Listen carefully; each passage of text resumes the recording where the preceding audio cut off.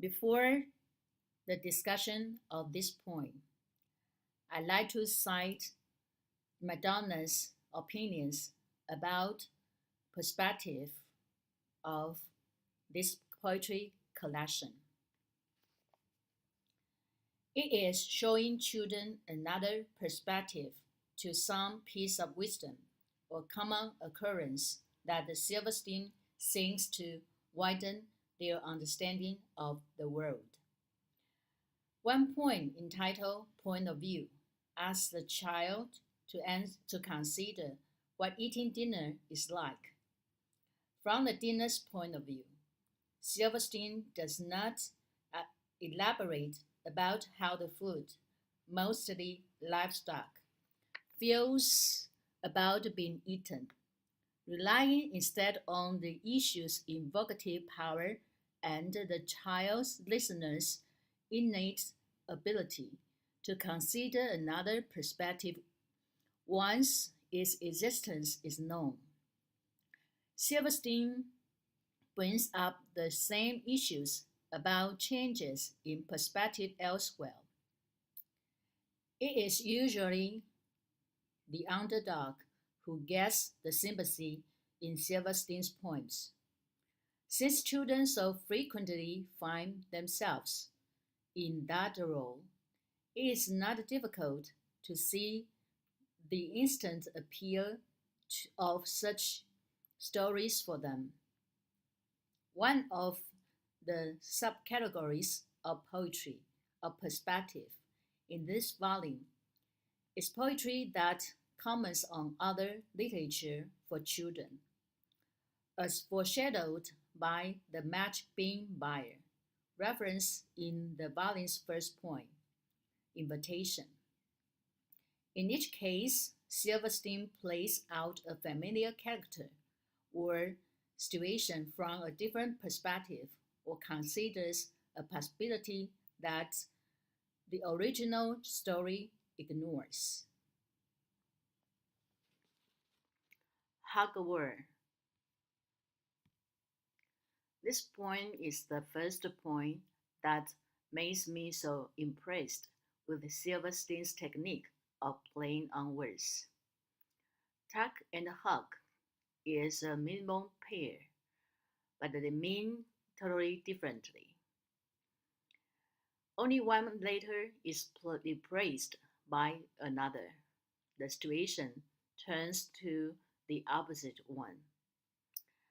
I like words like giggles, kisses, grins, cuddles, win, which help to create a joyful and absolute childish atmosphere. It's true, Silverstein's short poems always brighten readers' experience of reading and show the author's talent as a writer.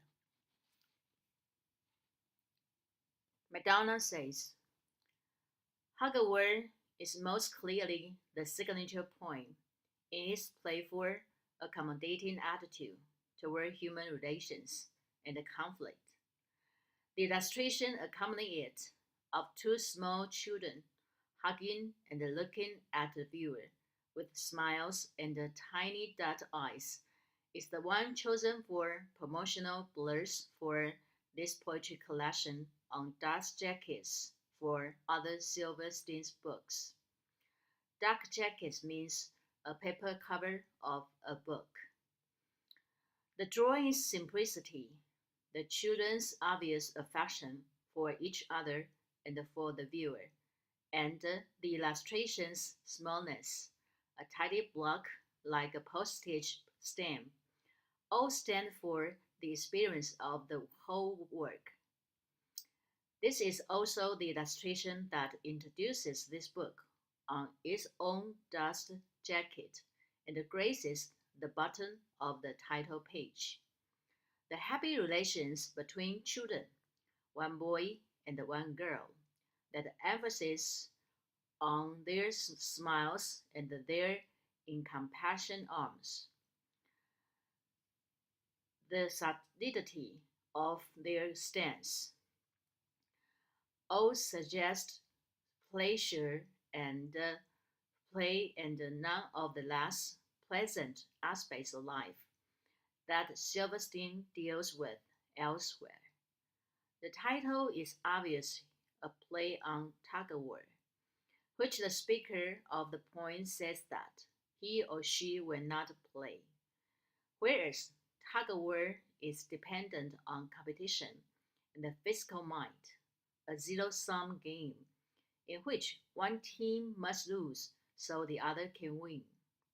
Tug of war is more inclusive and less dependent on player skill and physical prowess. Tug of war is characterized by affectionate roughhousing, laughter, and participation by everyone.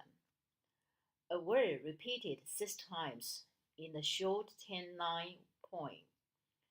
Players have only to follow their natural inclinations to have fun in order to participate and succeed. And there are no injunctions about being a good loser or about how well players play the game. The rhyme and the meter in this poem are perfect, and the sentiment is difficult to take exception to. Silverstein has written many good poems in this book and elsewhere, but this one comes closest to perfection. He is both celebratory of childhood pleasure and subversive of adult warfare. Although Silverstein celebrates pleasure, here he is at his most didactic. War is unacceptable.